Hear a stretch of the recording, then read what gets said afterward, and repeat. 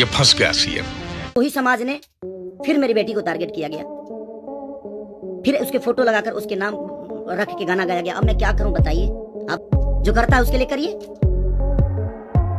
सुधर जाइए आप कुछ लोग। फिर मेरे बेटी पे राजपूत समाज के लोग गा दिए हैं। कैसा उस लड़के को ही सपोर्ट करना? जितना लोग के FIR करे के बाद कर, बिना सोचले कुछ नहीं की कैले फाड़ दे जाए तरी हमरा के धके रोड जाम लगा दे जा।